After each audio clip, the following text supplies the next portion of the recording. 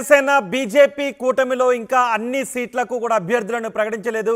ఇప్పటికే అధికార YCP MP MLA టికెట్లకు అందరినీ కూడా ప్రకటించింది. కానీ కూటమి నుంచి మాత్రం ఇప్పటివరకు 144 సీట్లకే ప్రకటించారు. మిగిలిన సీట్లపై కసరత్తు చేస్తూ ఉన్నారు. లిస్ట్ రెడీ చేసుకున్న ఇప్పటికే టీడీపీ, జనసేన, బీజేపీ. ఫస్ట్ కూటమి గురించి జనసేన టీడీపీ పొత్తును ప్రకటించిన రోజున టీడీపీ 94 స్థానాలకు అభ్యర్థులను ప్రకటించింది అధికారికంగా. అదే రోజు జనసేన కూడా 5 స్థానాలకు అభ్యర్థులను ప్రకటించింది. ఆ తర్వాత మళ్ళీ టీడీపీ కొంతమందిని ప్రకటించింది. కానీ ఇంతవరకు బీజేపీ మాత్రం అభ్యర్థులను ప్రకటించలేదు. జనసేన కూడా కొంతమందికి వర్క్ చేసుకోమని సంకేతాలు ఇచ్చింది, కానీ అధికారికంగా ఎటువంటి లిస్టు కూడా రిలీజ్ చేయలేదు. ఇంకా 31 మంది వరకు అధికారికంగా 3 పార్టీలకు కలిపి లిస్టును ప్రకటించాల్సి ఉంది. బీజేపీకి 10 స్థానాలను కేటాయించింది టీడీపీ. పొత్తులో భాగంగా బీజేపీ 10 స్థానాల్లో పోటీ చేస్తుంది, 10 అసెంబ్లీ స్థానాల్లో. కానీ ఇంతవరకు కూడా ఒక అభ్యర్థిని కూడా అధికారికంగా ప్రకటించలేదు. కానీ వర్క్ చేసుకోండి అంటూ కొంతమందికి మాత్రం సంకేతాలు ఇచ్చింది. ఆయా సీట్లలో ఎవరు పోటీ చేస్తున్నారు అనేది సూచనప్రాయంగా కొన్ని సంకేతాలు మాత్రమే ఇచ్చింది. కానీ అధికారికంగా ఎటువంటి లిస్టును కూడా రిలీజ్ చేయలేదు. ఈ నేపథ్యంలో ఒక లిస్ట్ను రెడీ చేసుకుని పెట్టుకున్నారు. మిగిలిన అభ్యర్థులను వెల్లడించడానికి టీడీపీ ఏ అభ్యర్థులతో లిస్ట్ రెడీ చేసిందో వివరించబోతున్నాను. అలాగే బీజేపీ, జనసేన కూడా ఎటువంటి లిస్ట్ను రెడీ చేసిందో నేను మీకు వివరించబోతున్నాను. టీడీపీ ఇప్పటికే 2 లిస్టులలో అభ్యర్థులను ప్రకటించింది, 2 లిస్టులు విడుదల చేసింది అభ్యర్థులతో. 3వ లిస్టులో టీడీపీ ప్రకటించబోయే లిస్టు ఏ విధంగా ఉంటుందో నేను మీకు వివరించబోతున్నాను. పలాస నుంచి గౌతు శిరీష పేరును టీడీపీ ఫైనలైజ్ చేసింది. ఇక హెచ్ఎర్ల నుంచి కళా వెంకట్రావు, హెచ్ఎర్ల నుంచి కిమిడి కళా వెంకట్రావు అనే పేరుని ఖరారు చేసింది. పాతపట్నం నుంచి కలమట వెంకటరమణ, చీపురుపల్లి నుంచి గంటా లేదా కిమిడి నాగార్జున, చీపురుపల్లి నుంచి బొత్స సత్యనారాయణపై గంటా శ్రీనివాసరావును పోటీ చేయించాలి అని టీడీపీ అధినేత కోరుతున్నారు. కానీ జిల్లాను మారటానికి గంటా శ్రీనివాసరావు అంగీకరించడం లేదు. ఈ నేపథ్యంలో ఆ సీట్ని ఇంకా కూడా ఖరారు చేయలేదు. ఇంకా సంప్రదింపులు జరుగుతూనే ఉన్నాయి. గంటా శ్రీనివాసరావు లేదా కిమిడి నాగార్జున. గత ఎన్నికల్లో కూడా కిమిడి నాగార్జున అక్కడి నుంచి పోటీ చేశారు. ఈసారి ఇద్దరిలో ఎవరో ఒకరు పోటీ చేసే అవకాశం ఉంది. ఇక చీపురుపల్లి నుంచి శృంగవరపు కోట నుంచి కోళ్ల లలిత కుమారి పేరును ఖరారు చేసింది టీడీపీ. భీమిలి నుంచి గంటా శ్రీనివాసరావు లేదా భీమిలి సీట్ను బీజేపీకి అప్పగించే అవకాశం ఉంది. గంటా శ్రీనివాసరావును టీడీపీ అధినేత చీపురుపల్లి నుంచి పోటీ చేయమని అడుగుతున్నారు. కానీ గంటా విశాఖ జిల్లాలో ఏ నియోజకవర్గం నుంచైనా పర్వాలేదు అని ఆయన అడుగుతున్నారు. ఈ నేపథ్యంలో భీమిలి నుంచి ఒకవేళ గంటా శ్రీనివాసరావు అడుగుతున్నట్టు గంటాకి ఇచ్చే అవకాశం ఉంది, లేదా ఆ స్థానాన్ని బీజేపీ కూడా అడుగుతోంది. బీజేపీ భీమిలి స్థానం మాకు కావాలని అడుగుతున్న నేపథ్యంలో ఇస్తే గంటాకు లేదా బీజేపీకి కేటాయించే అవకాశం ఉంది. మైలవరం నుంచి వసంత కృష్ణప్రసాద్ని ఖరారు చేసింది. సర్వేపల్లి నుంచి సోమిరెడ్డి చంద్రమోహన్ రెడ్డిని ఖరారు చేసింది. నర్సరావుపేట నుంచి డాక్టర్ బ్రహ్మారెడ్డి పేరును ఖరారు చేసినట్టుగా తెలుస్తోంది. చీరాల నుంచి తిరువేదుల శ్రీనివాస్, ఆలూరు నుంచి వీరభద్రగౌడ్, అనంతపురం నుంచి ప్రభాకర్ చౌదరి, గుంతకల్లు నుంచి గుమ్మనూరు జయరాం, రాజంపేట నుంచి బత్యాల చెంగల్ రాయుడు లేదా జగన్మోహన్ రాజు. వీళ్ళిద్దరిలో ఎవరో ఒకరు పోటీ చేసే అవకాశం ఉంది. వీళ్ళిద్దరూ కూడా టికెట్ పోటీ పడుతున్నారు. ఈ నేపథ్యంలోనే రాజంపేట విషయంలో ఇంకా ఏ నిర్ణయం తీసుకోలేదు. బత్యాల చెంగల్ రాయుడు, జగన్మోహన్ రాజు ఇద్దరిలో ఎవరో ఒకరి పేరును అనౌన్స్ చేసే అవకాశం ఉంది.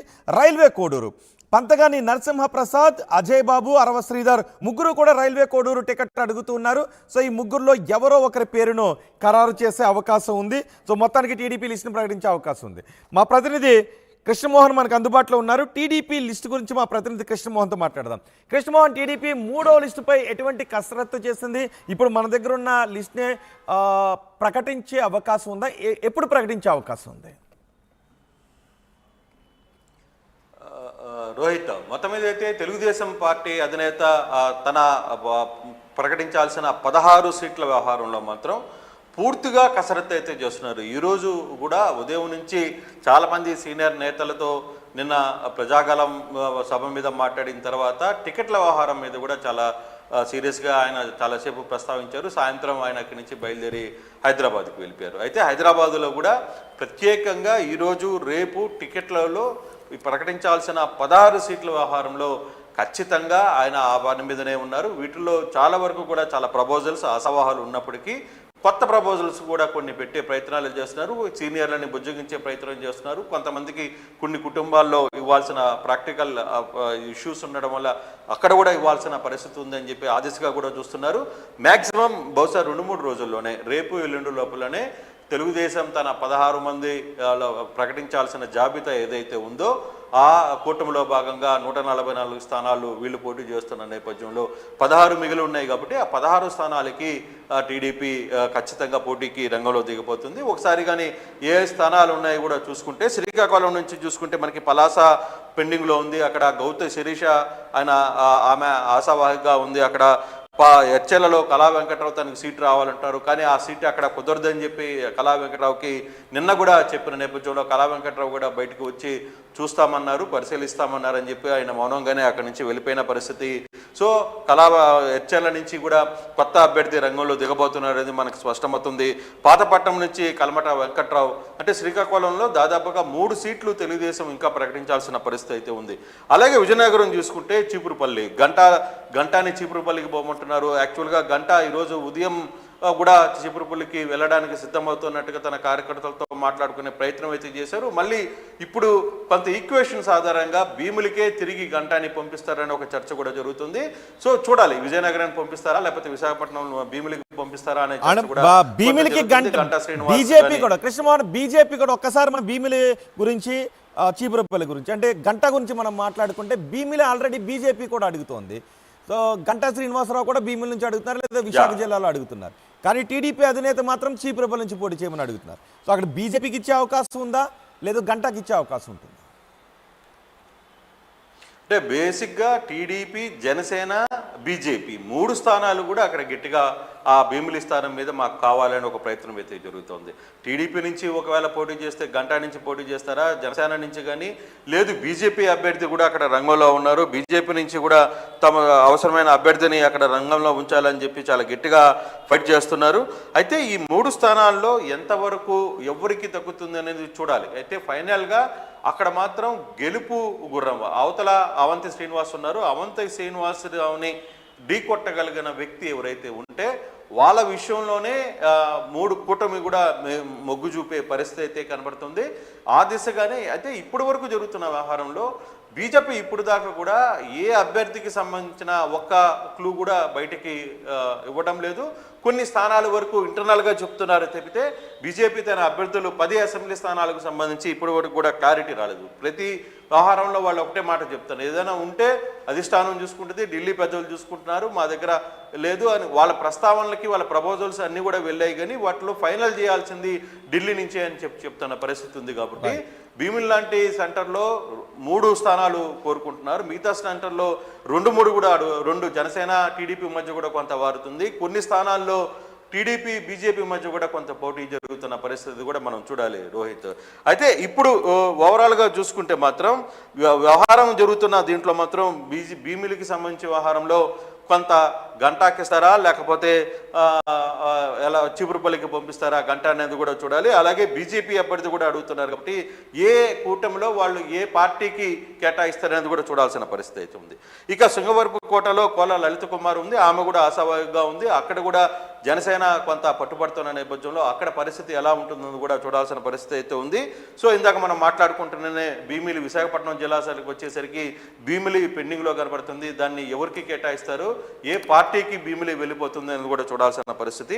ఇక నెల్లూరుకు సంబంధించి అన్ని స్థానాలు క్లియర్ అయినప్పటికీ కూడా ఒక సర్వేపల్లి పెండింగ్లో ఉంది. సర్వేపల్లి బహుశా సోమిరెడ్డి కుటుంబానికే ఇస్తారు. ఈసారి సోమిరెడ్డిని కాకుండా తన కోడల్ని రంగంలో దించితే ఎలా ఉంటుంది అనేది చంద్రబాబు ఆలోచిస్తున్నారు. కోడలి పేరు శృతి, ఆ పాపని తీసుకుని వచ్చి సర్వేపల్లిలో ఉంచితే వెనకాల బ్యాక్గ్రౌండ్ అంతా కూడా సోమిరెడ్డి చేయడానికి ఈజీగా ఉంటుందని ఒక చర్చ జరుగుతుంది. కానీ మొత్తం మీద అయితే మాత్రం ఫైనల్గా సోమిరెడ్డి చంద్రమోహన్ రెడ్డి కుటుంబంలోనే సర్వేపల్లి టికెట్ మాత్రం వెళ్ళే పరిస్థితి ఉంది. పోటీ చేసే సోమిరెడ్డి పోటీ చేస్తారా లేకపోతే తన కోడలు పోటీ చేస్తారా అనేది మాత్రమే పెండింగ్లో ఉంది. అది మాత్రం బహుశా రేపు ఎల్లుండి క్లియర్ అయ్యే పరిస్థితి అయితే ఉంది. ఇక కృష్ణా చూసుకుంటే పెనమలూరుకు సంబంధించిన వ్యవహారం మనం చూస్తున్నాం. చాలా హాట్గా ఉంది. పెనమలూరులో బోడే ప్రసాద్కి సీట్ ఇస్తారా లేకపోతే దేవినేని ఉమాకి ఇస్తారా అనే ఒక చర్చ జరుగుతుంది. కొత్త పేర్లు కూడా కొత్త పేర్లు కూడా తెర మీదకి వస్తున్నాయి. కొంత లాబీ వ్యవహారంలో పెద్ద ఎత్తున తెలుగుదేశం పార్టీ దగ్గర లాబీయింగ్ జరుగుతోంది అనేది కొంత జరుగుతుంది. యువ నేతలు కూడా టీడీపీ అక్కడ పోటీ పడుతున్న పరిస్థితి ఉంది. అలాగే దేవినేని కుటుంబంలో కూడా కొంతమంది మహిళలు పోటీకి ఆసక్తి చూపిస్తున్న పరిస్థితి అయితే ఉంది. పెనమలూరు విషయం కొంత బహుశా రేపు ఎల్లుండి లోపల అది క్లారిటీ వచ్చే పరిస్థితి అయితే చాలా స్పష్టంగా కనపడుతుంది.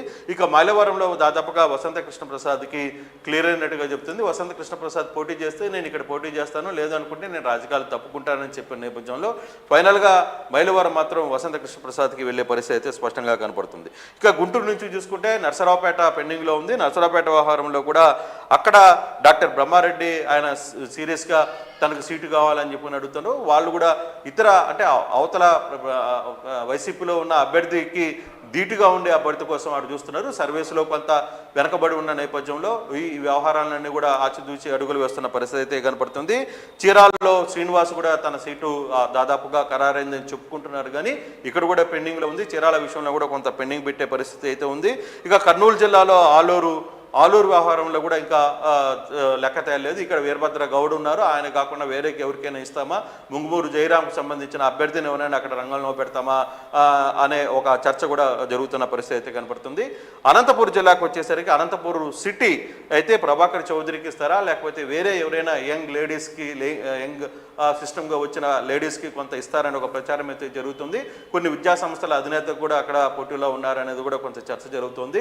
కానీ ఎక్కడ ఫైనల్ ఉంది. కానీ ప్రభాకర్ చౌదరికి అక్కడ గతంలో కూడా ఆయన పోటీ చేశారు, గతంలో ఆయన ఎమ్మెల్యేగా కూడా గెలుపొందారు కాబట్టి ఎక్కువ ఛాన్సెస్ ప్రభాకర్ చౌదరికి ఉన్నట్టుంది. కానీ కొన్ని ప్రయోగాలు కొన్ని ఈక్వేషన్స్ మాత్రం వర్కౌట్ చేస్తే మాత్రం అక్కడ సీటు మారే పరిస్థితి స్పష్టంగా కనపడుతుంది. గుంతకల్లు గుమ్మనూరు జయరాంకి దాదాపుగా అంటే మంత్రిగా ఉన్న వైసీపీ మంత్రి తెలుగుదేశంలో జరిగారు కాబట్టి గుమ్మనూరు జయరాంకి దాదాపుగా ఖరారైన పరిస్థితి అయితే ఉంది. ఇక రాజంపేట విషయంలో కూడా కొంత జరుగుతుంది. రాజంపేటలో కూడా జనసేన టీడీపీ మధ్య ఆ సీటు కోసం కొంత ఫైట్ జరుగుతున్న పరిస్థితి అయితే ఉంది.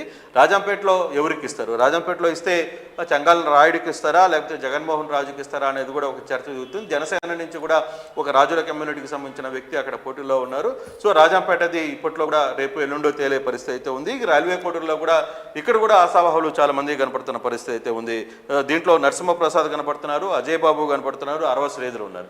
సో దీంట్లో ఇట్లా 16 స్థానాల్లో ప్రకటించాల్సిన 16 స్థానాల్లో కూడా ఒక సీటు అటు వెళితే ఇంకో సీటు అడ్జస్టబుల్కి ఏది చేసుకోవాలి అంటే దాంట్లో బీజేపీతో పొత్తులో జనసేన పొత్తులో భాగంగా ఎక్కడ ఆ సీట్లకు సంబంధించిన వ్యవహారంలో కొంత క్లారిటీ వస్తుంది అనేది రేపటికి కొంత క్లారిటీ వస్తుంది అనేది టీడీపీ వర్గాలు బలంగా చెప్తున్నాయి. ఈరోజు కూడా రాత్రి ఉదయం నుంచి కూడా చంద్రబాబు ఈ వ్యవహారాల మీద కూర్చున్నారు. హైదరాబాద్ చేరినప్పుడు కూడా హైదరాబాద్లో కూడా దీనికి సంబంధించి ఆశావాహులందరూ కూడా చాలామంది హైదరాబాద్కి చంద్రబాబు ఇంటికి వెళ్ళి కలిసే ప్రయత్నాల్లో నిమగ్నమైన పరిస్థితి ఉంది. రోహిత్ రైట్ కృష్ణమోహన్, టీడీపీ ప్రకటించబోయే పెండింగ్లో ఉన్న 16 నియోజకవర్గాల గురించిన వివరాలు చూసాం. ఒకసారి బీజేపీ గురించి కూడా మాట్లాడుకుందాం. బీజేపీ కూడా ఇంతవరకు అధికారికంగా లిస్టు ప్రకటించలేదు. బీజేపీ 6 లోక్సభ స్థానాల్లో పోటీ చేస్తుంది, 10 అసెంబ్లీ స్థానాలకు పోటీ చేస్తుంది. కానీ అధికారికంగా ఇంతవరకు కూడా ఎవరు అభ్యర్థులని ప్రకటించలేదు. కొంతమందిని మాత్రం అక్కడ నుంచి వర్క్ చేసుకోండి అని చెప్పింది. కానీ 8 మందితో కూడిన లిస్టును బీజేపీ సిద్ధం చేసి ఉంచిందని తెలుస్తోంది. ఒకసారి కృష్ణమోహన్ దగ్గర లిస్ట్ ఉంది. కృష్ణమోహన్, ఇప్పటి వరకు రెడీ చేసిన లిస్ట్ ఏంటి, ఎప్పుడు ప్రకటించే అవకాశం ఉంటుంది బీజేపీ?